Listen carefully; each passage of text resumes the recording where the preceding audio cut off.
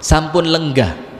Jadi adab-adabnya dipenuhi, masuknya salam, dia tidak memisahkan dua orang, dia tidak nyuruh orang lain berdiri untuk dia duduk di sana, kemudian dia duduknya pun tidak langsung ke tengah-tengah majelis. Nah wis aman, sekarang dia sudah duduk, jret, wis lungguh, sudah duduk. Ketika dia, kita mempelajari mengenai bab yang pertama, yaitu adab al-julus wal majlis, adab duduk dan adab bermajlis. Adab apa? Duduk dan bermajlis. Yang pertama kita sampaikan waktu itu bahwasannya seorang muslim ini hidupnya diatur secara total oleh adab Islam, baik di rumah, di jalan raya. Maka di jalan raya tidak boleh ugal-ugalan loh ya, ada adabnya. Ini banyak saya lihat orang-orang Nurul Huda ini nyelip, ada mobil nyelip gitu, motornya kepepet, didoni supir, tuh pernah apa enggak? Jangan ya, jangan diulangi, jangan diulangi, jangan dibaleni. Ya wis, kalau ada mobil ngalah, kalau ada mobil nyelip, panjenengan masih ada tempat kosong, ngalah. Kalau ada orang mau nyebrang, motor atau mobil panjenengan sudah mepet, ya ndak apa-apa, berhenti sejenak, biarkan orangnya nyebrang. Nurul Huda yang ngidoni apa yang ngalah? Panjenengan ngidoni apa ngalah? Ngalah. Sip. Itu baru betul-betul jamaah Masjid Nurul Huda. Maka seorang muslim di setiap waktunya, di setiap acaranya, di setiap gerak-geriknya, di setiap aktivitasnya, itu semua ada adab yang menjadikan aktivitasnya jadi cantik. Di rumah kalau pakai adab, di rumah jadi bagus. Di tempat kerja kalau pakai adab, di tempat kerja jadi bagus. Di jalan raya kalau pakai adab Islam, insya Allah menjadi bagus. Bertetangga kalau pakai adab Islam, insya Allah bertetangganya menjadi bagus. Maka karena Allah kepingin orang Islam ini semuanya bagus, maka oleh Allah diatur dengan adab Islam yang sempurna. Nah salah satunya adab duduk di dalam majelis, adab duduk di dalam majelis. Nah sekarang kita baca.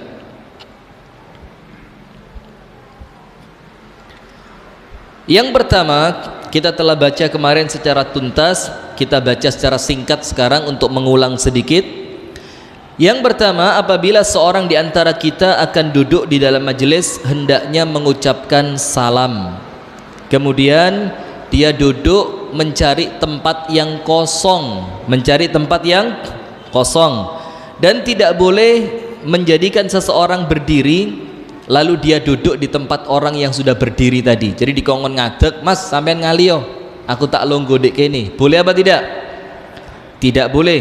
Begitu pula pengurus atau takmir masjid, kalau ada orang yang dianggap luar biasa, lalu takmirnya menyingkirkan orang yang dianggap biasa, mas sampean ngalio, iki ono tamu, tidak boleh. Maka kalau tempat itu memang diperuntukkan untuk orang yang khusus, caranya bagaimana? Dikosongi, dikasih tulisan, tempat untuk tulis penceramah, tempat untuk imam, tempat untuk muadzin, sehingga orang yang datang pertama tidak duduk di situ, dia sudah ngerti, oh ini tempat ada yang punya. Nah kemudian yang berikutnya, tidak boleh duduk di antara dua orang. Ada dua orang duduk, lalu kita duduk di tengah-tengahnya, kecuali dengan izin mereka berdua. Sebagaimana Rasulullah bersabda, la yuqimanna ahadukum rajulan min majlisihi thumma yajlisa fih. Tidak boleh salah seorang di antara kalian nyuruh orang lain berdiri dari tempat duduknya kemudian dia duduk di sana. Tidak boleh. Walakin tawassa'u au tafassahu, akan tetapi bagaimana caranya? Berlapang-lapanglah duduknya itu sing rapet supaya orang lain dapat tempat duduk. Wa kana Ibnu Umar, dan Abdullah bin Umar, apabila ada seorang laki-laki berdiri dari tempat duduknya, maka apa yang terjadi? Abdullah bin Umar tidak mau duduk di tempat itu. Padahal jelas ini orang berdiri untuk mempersilahkan Abdullah bin Umar duduk di tempatnya. Monggo mas, sampean pinarak ngeriki. Karena itu tidak baik, maka Abdullah bin Umar tidak mau. Abdullah bin Umar katakan, tidak, panjenengan saja yang duduk, karena panjenengan yang pertama kali datang. Wa qala Jabir bin Samurah mengatakan, apabila kita duduk di majelisnya Rasulullah, maka setiap di antara masing-masing kita itu duduk di tempat yang masih kosong. Jadi tidak perlu geser orang lain, tidak perlu duduk di tempatnya orang lain. Sebagaimana sabda Rasulullah di dalam hadis riwayat Abu Dawud dan Al-Imam At-Tirmidzi, apa Rasulullah bersabda, la yahillu li rajulin an yufarriqa baina itsnaini illa biidznihima. Tidak boleh duduk di majelis memisahkan dua orang kecuali dengan izin mereka berdua. Nah, sekarang yang baru panjenengan perhatikan di sore hari ini, adab yang kedua. Nanti adab di majelis ini semuanya ada 4 plus kalau mau duduk di pinggir jalan. Nah, sekarang kan umum ya, orang duduk di pinggir jalan ini sakarepe dhewe. Wis pokok gawe embong, gawe kursi, gawe buk lungguh di pinggir embong. Padahal kalau tidak kepepet, kalau tidak penting, tidak boleh duduk di pinggir jalan. Nah, duduk saja tidak boleh, apalagi nutup dalan gawe mantu.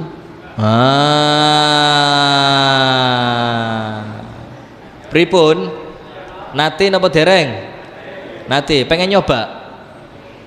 Nah, maka kalau memang tempatnya sempit, yo diatur sedemikian rupa, jangan ganggu jalannya kaum muslimin, tidak boleh, kecuali nanti ada syarat-syaratnya, khusus kapan itu menjadi boleh. Tapi secara umum tidak boleh ganggu jalannya kaum muslimin. Yang kedua,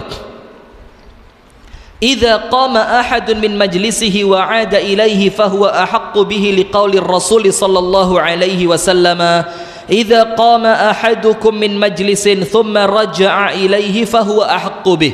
Ini sudah kita baca sedikit, sekarang kita jelaskan. Apabila ada orang yang sudah duduk terlebih dahulu, wes ini majelisnya penuh, masjidnya penuh, dia datangnya pertama, maka dia punya tempat duduk khusus, posisi bagus, enak tempatnya. Lalu ketika jamaah sudah penuh, ini orang yang datang duluan kebelet pipis. Kebelet apa? Pipis. Maka dia pergi ke toilet atau dipipis dalam botol? Enaknya yang mana? Iki lek pergi ke toilet dinggeni wong, ndek botol pane kok muni krocok-krocok. Enaknya wajib ke toilet, berangkat dia ke toilet. Nah, terus tempat yang kosong tadi itu yang belakang ndak boleh maju. Atau orang yang baru sampai di pinggir pintu tolah-toleh, dia sing kosong, dia cari, nah itu kosong, langsung dia duduk di sana, tidak boleh. Dan tetangganya kudu ndudui. Misalkan panjenengan namanya siapa? Mas Ari. Oh, Mas Ali, panjenengan Pak Sujud. Masya Allah, tidak pernah ruku ya, sujud terus ya. Pak Sujud begini, ini Mas Ali pergi ke toilet, wes masjidnya penuh, sudah penuh masjid, tidak ada tempat lagi. Ketika Mas Ali pergi ke toilet, tanpa Mas Ali pesen ke Pak Sujud pun, Pak Sujud mangke lek enten tiyang badhe lenggah ngriki panjenengan penginggih niki tempat kulo, misalkan begitu, ini tempat saya. Tanpa Mas Ali pamit seperti itu pun sudah kewajibannya Pak Sujud. Ketika ada orang mau datang, mau duduk, Pak Sujud bilang, Mas nun sewu niki wau panggonane Mas Ali. Loh, Mas Ali ini pundi? Mas Ali tasik pipis ten kamar mandi, sekedap malih balik, panjenengan pun lenggah ten ngriki. Nah, itu harus begitu. Dados tonggone itu ojo Wah, ngali yo kon, ngali wes ngali koncone di WA. Ndang rene cepetan enek nggen kosong. Ah, ini ndak boleh. Karena apa? Orang yang menempati tempat itu pertama kali, kalau orangnya pergi untuk keperluan, kemudian dia kembali, maka dia yang paling berhak untuk kembali menempati tempat duduknya. Faham nggih? Nah, maka seperti itu. Tonggo kanan kiri depan belakangnya itu ikut menjaga. Ketika ada orang mau masuk dikandani, ojo mas, ini tempat ada yang punya, namanya Mas Ali. Tonggo nih Pak sujud. Nah begitu ngomongnya ya, sebagaimana yang disabdakan oleh Rasulullah Sallallahu Alaihi Wasallam. Jadi Pak perhatikan ya, Rasulullah itu ngatur sampai lungguh ten majelis pun kalian Rasul diatur sedemikian rupa supaya apa? Supaya wong lungguh di majelis iki atine ayem, gak gerusak gerusuk, gak saling membenci, diatur dengan baik. Maka Rasulullah Sallallahu Alaihi Wasallam bersabda dalam hadis riwayat Imam Muslim, apa Rasulullah katakan, idza qama ahadukum min majlisin, apabila salah seorang di antara kalian pergi dari tempat duduknya, thumma raja'a ilaihi, kemudian orang yang pergi tadi kembali, apa kata Rasulullah, fahuwa ahaqqu bihi, maka orang itu yang paling berhak untuk kembali menempati tempat duduknya. Itu yang kedua. Sekarang yang ketiga,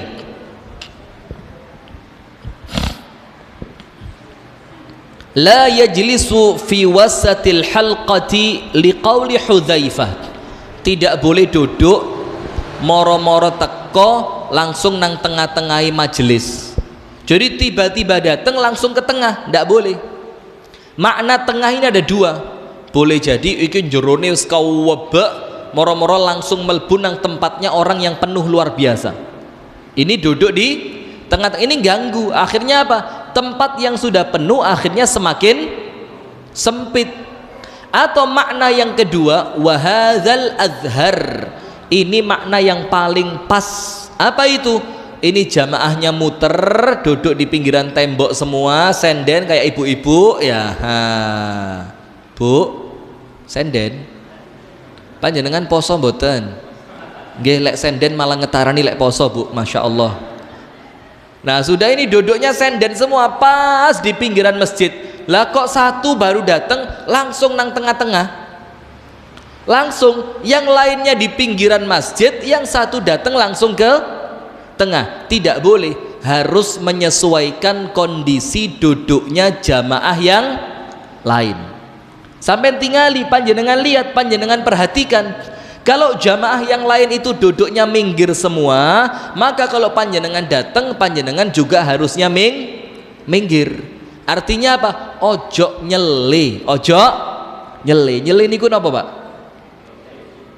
Bedo dari orang lain. Bedo itu ganggu.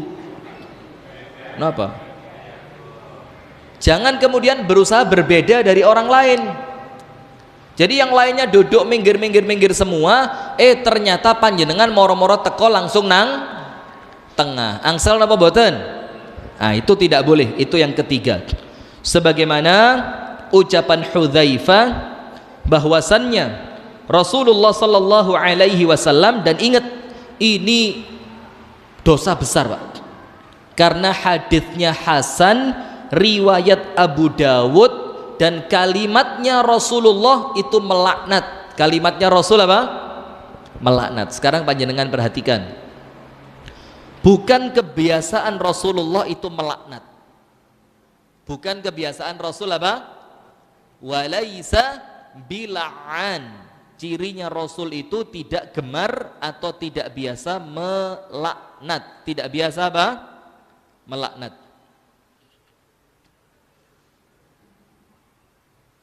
Tidak biasa melaknat.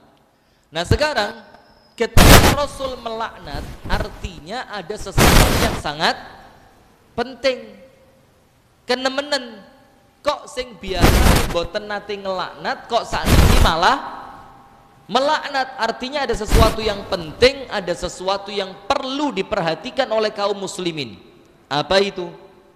Rasulullah bersabda, la'ana man jalasa fi wasatil halqah.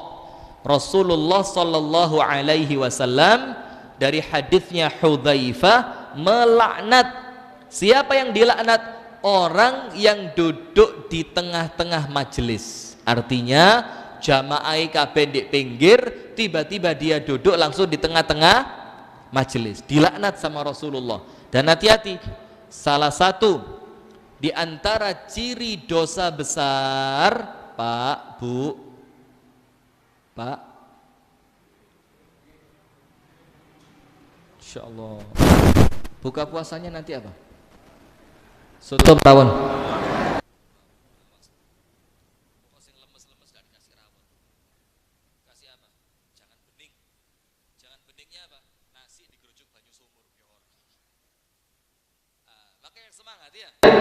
Nah, maka hadirin sekalian yang dirahmati oleh Allah Subhanahu wa taala, artinya bagaimana?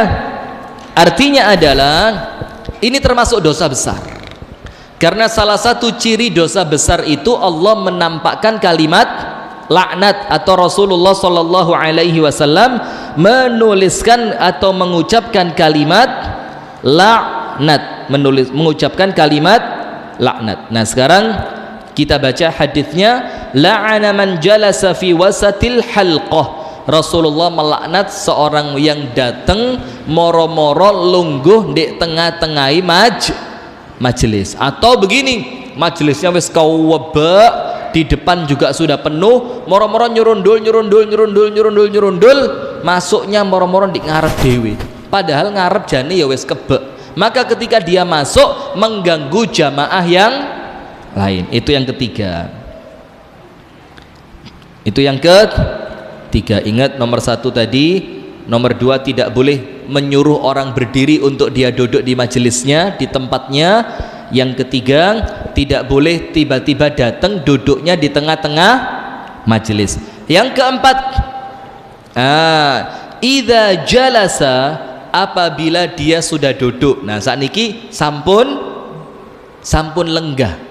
Jadi adab-adabnya dipenuhi. Masuknya salam, dia tidak memisahkan dua orang, dia tidak nyuruh orang lain berdiri untuk dia duduk di sana. Kemudian dia duduknya pun tidak langsung ke tengah-tengah majelis. Nah, wis aman.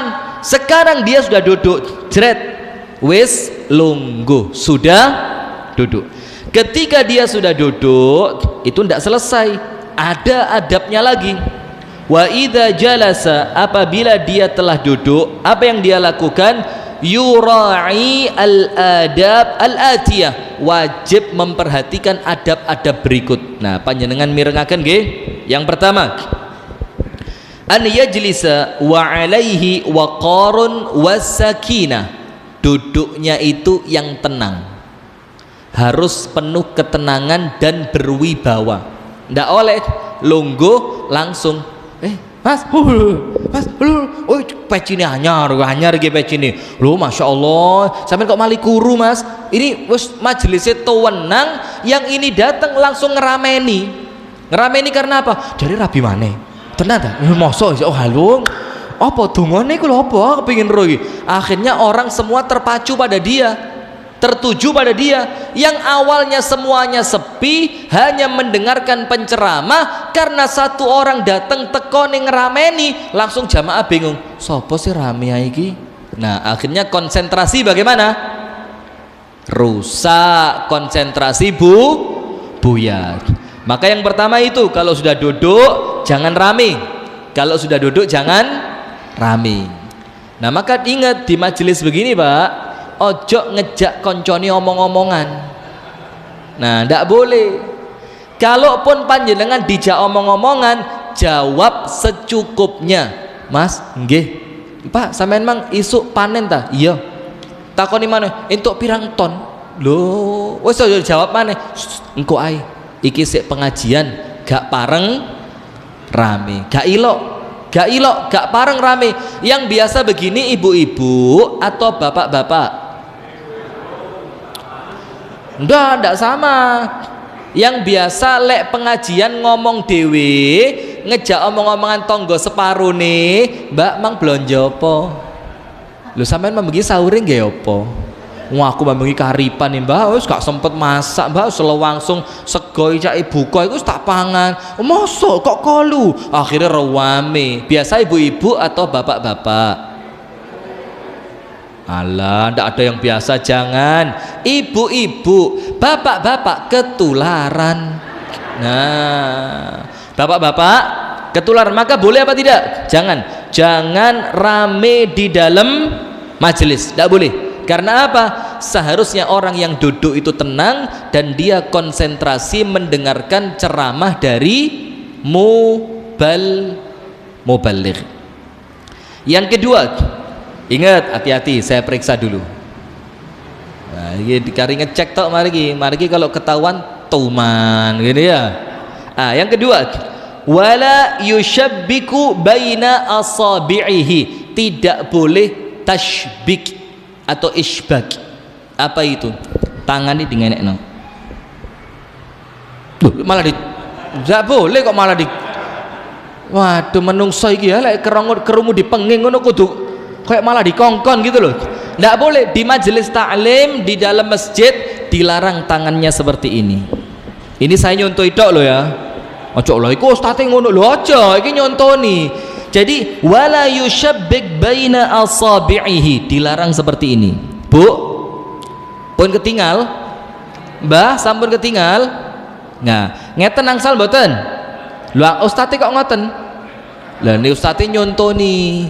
Nah ya, maka wala yushabbiku baina asabi'ihi, ada hadisnya. Rasulullah melarang duduk di dalam masjid, duduk di dalam majelis, tangannya di yushabbik, isbak, dilarang. Itu yang kedua.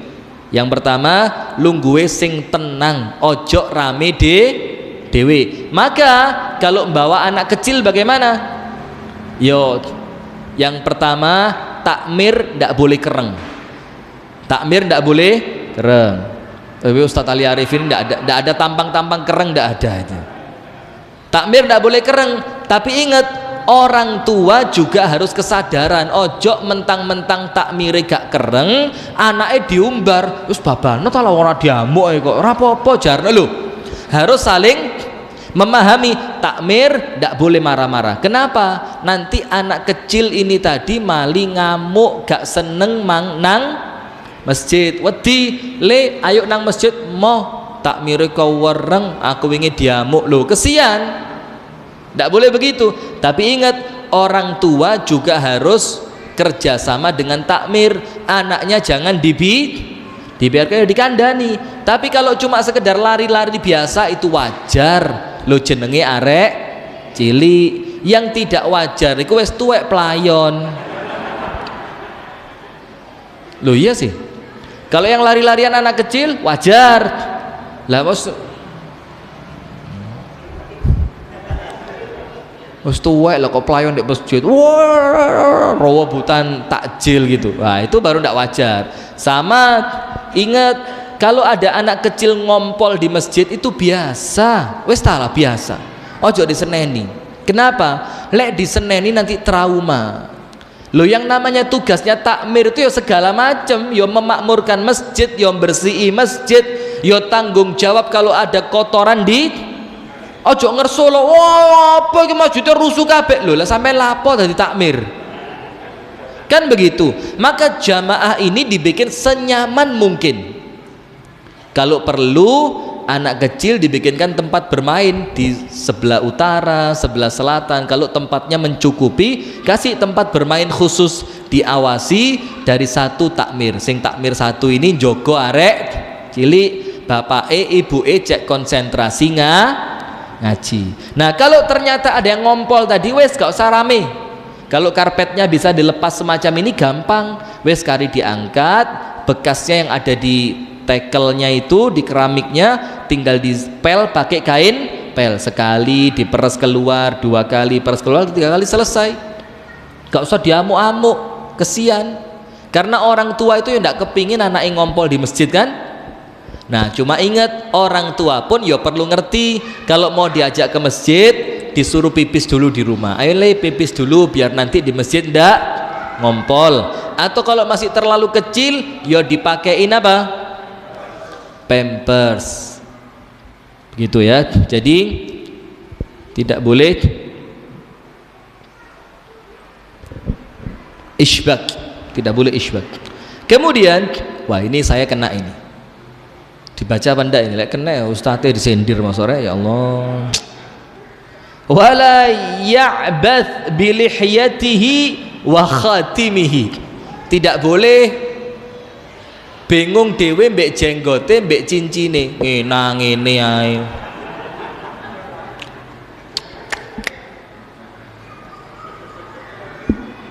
Ndak boleh. Atau lek damel cincin. Cincinnya dicepot, karpet masjid kan empuk ah, gawe gosok akik.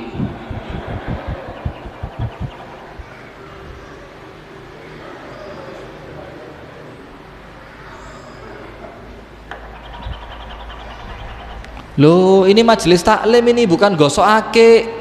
Atau kalau yang pakai jam, ndak usah.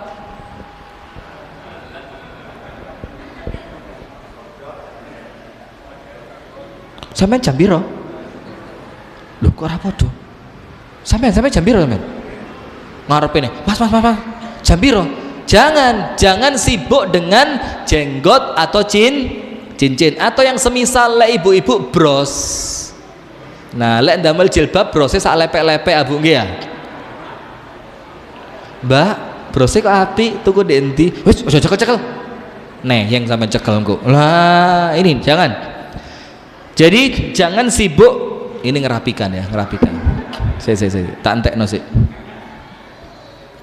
Jangan sibuk dengan apa? Jangan dia itu berbuat lalai dengan jenggotnya atau cincinnya, atau kalau untuk kita mungkin apa? Jam tangan, akik.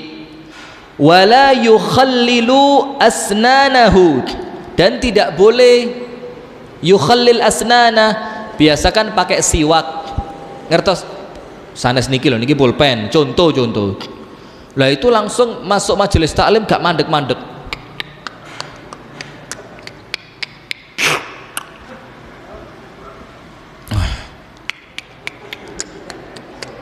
Ndak boleh. Maka ada di satu ceritanya ulama itu, ada satu anak itu ketika ustadznya ceramah itu sibuk ngomongin terus. Ustadznya sama lama terganggu. Mas, tolong kalau pakai siwak jangan di majelis. Arek ngamuk. Loh, woi, antum ini ustadz mengingkari sunnah. Pakai siwak ini sunnah katanya. Tidak boleh melarang orang bersiwak. Iya wis. Ustadznya tenang. Ustadznya bilang ya sudah kalau begitu.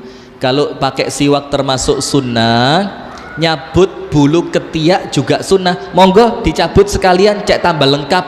Loh lah pada sunnah sih lah, katanya pakai siwak sunnah, lah itu nyabut bulu ketiak juga sunnah, kenapa gak sampai jabutnya menisan?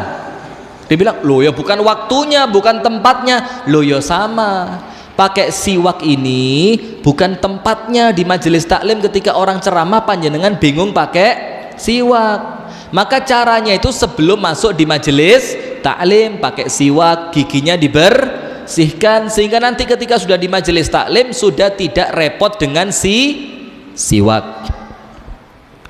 Wala yudkhil isba'ahu fi anfi, dan tidak boleh ngopil.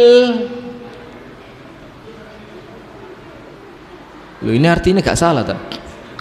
Wala yudkhil, jangan memasukkan isba'ahu, jarinya, fi, di dalam, anfihi, hidungnya. Lu yoy.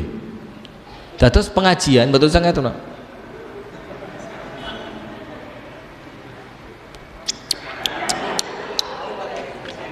Wow. Culi aneh weh. Ndak wedi kualat ini. Nah, maka tidak boleh. Jadi di pengajian itu yang konsentrasi full. Pakai siwak aja ndak boleh. Rebut mbek jenggot, muteri akik, ngosoki akik di karpet masjid. Mungkin waktu musim akik zaman dulu kan, wah ngenteni komat itu Pak, podong nyekel akik ngene kabeh. Kok selamat tuh sume wis silang ini. Coba masih musim Nurul Huda ini karpetnya bagus buat gosok akik ini.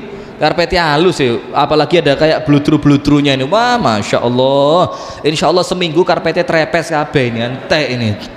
Tidak boleh, termasuk ngopil. Mohon maaf, karena ngopil ini selain mengganggu konsentrasi, karena orang ngopil itu Pak, konsentrasi full Pak. Ini dia pakai radar dulu, iki posisinya di mana ini.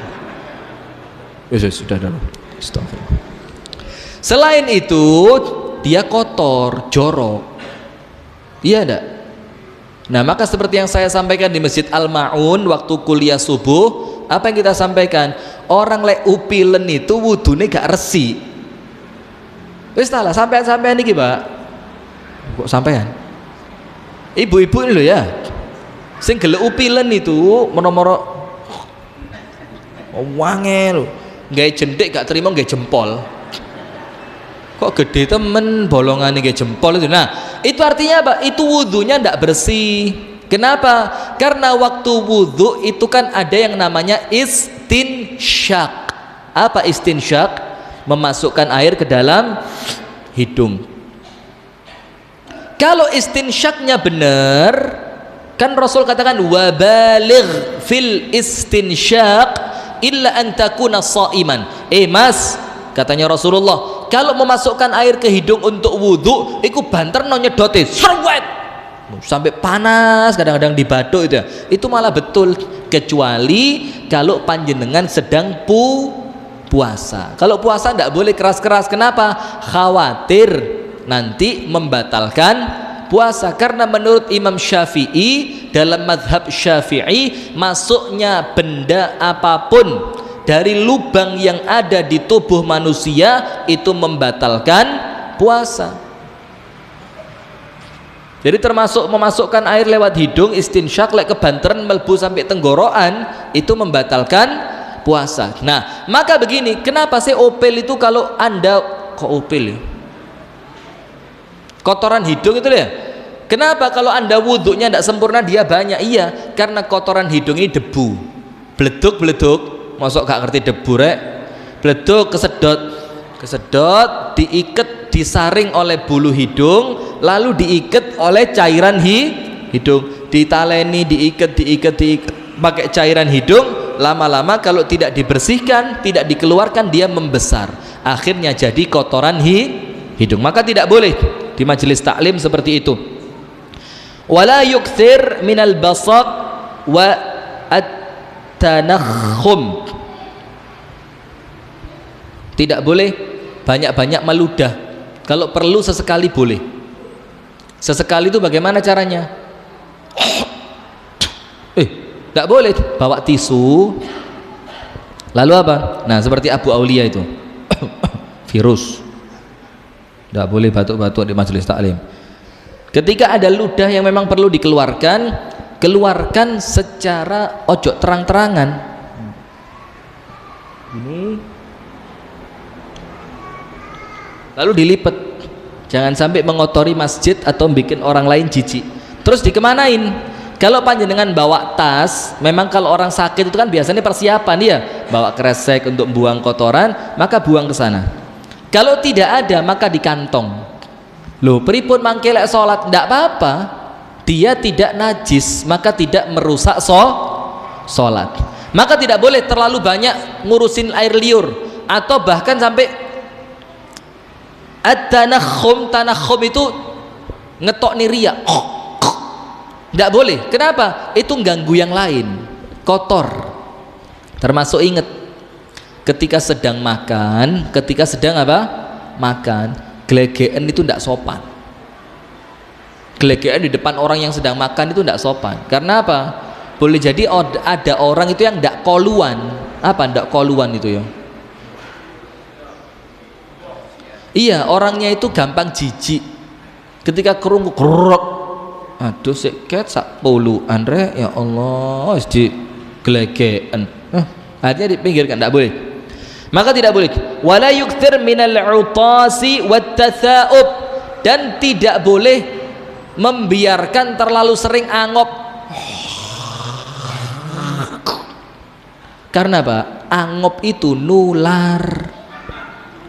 Panjenengan tidak percaya, nanti sholat maghrib wis buktikan sampean satu soft lah kok tonggone sebelah kanan sampean itu angop, mesti sampean kok katut. Angop itu nular. Percaya tidak percaya ini tidak tahu, dibuktikan secara ilmiah sudah atau belum, tapi mesti nular. Nah, maka di majelis taklim tidak boleh banyak angop. Kenapa? Merusak suasana. Karena kalau ada yang ngantuk, Pak, itu penceramah itu moodnya hilang. Ngerti mood itu semangatnya itu loh hilang. Kenapa semangatnya hilang? Loh kok ngantuk kabeh, apa ceramahku ra enak, lho encene masa gak sadar gitu loh. Nah jadi itu ngerusak suasana. Tidak boleh banyak-banyak angop. Wal yakun majlisuhu hadian qalilal harakah, dan majelisnya harus tenang, sedikit gerak. Ayo kau oleh akeh obah, kau oleh akeh obah. Bu, ibu-ibu gitu jilbabe miring, dikencengno maneh, tarik kok mburi, kenemenen tarik ngarepe maneh. Ndak boleh banyak bergerak di dalam majelis. Wal yakun kalamuhu manzuman muttazinan, dan ucapannya itu harus ucapan yang sopan. Muttazinan, ucapannya itu ndak kenemenen, ndak kebanteran, ndak keentuen. Itu untuk penceramahnya. Wa idza tahaddatsa fal yataharras shawab, kalau ngomong cari ucapan yang benar, ndak boleh banyak berdusta. Wala yukthir minal kalami wal yatajannab al mizah wal mira', dan harus mengurangi tertawa dan senda gurau. Kakean gak oleh, kakean tidak boleh. Karena apa? Majelis yang terlalu banyak tertawa itu kehormatan majelisnya hilang. Nah, maka mulai sekarang saya tidak mau ketawa, hati-hati.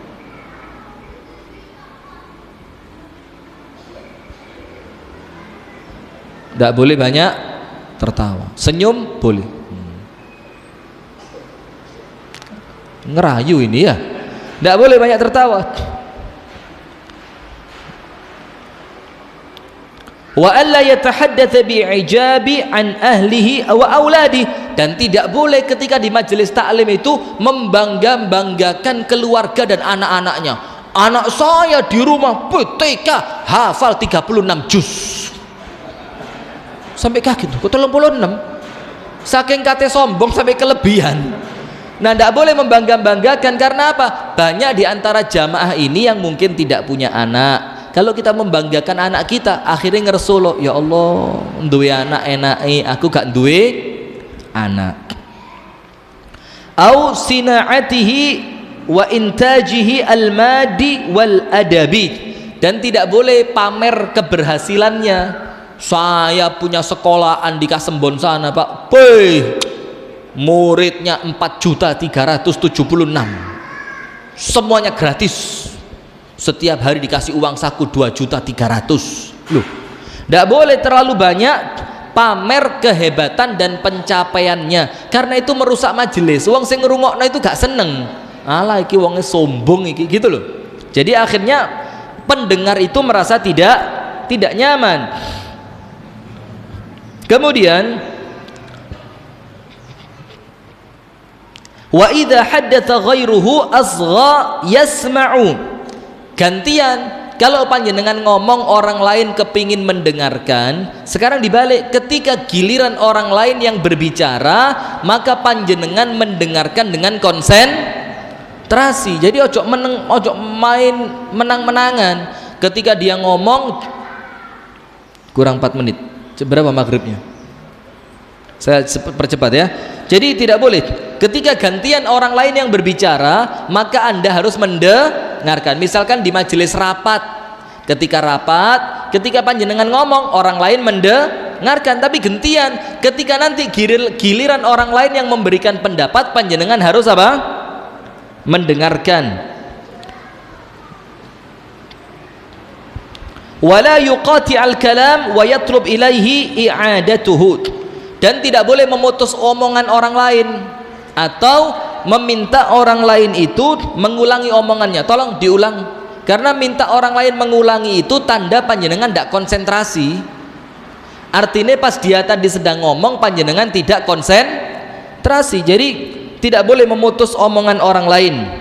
Li'anna dzalika yasu'ul mutahaddits, karena yang seperti itu merusak orang yang sedang ngomong. Wal muslim idza yaltazimu hadhil adab, dan seorang muslim apabila dia memperhatikan adab-adab ini, innama yaltazimuha li amrain, dia mengamalkan adab ini untuk dua perkara. Yang pertama, untuk dua perkara. Yang pertama, alla yu'dhi ikhwanahu bi khuluqihi wa amali. Yang pertama, supaya tidak ganggu orang lain.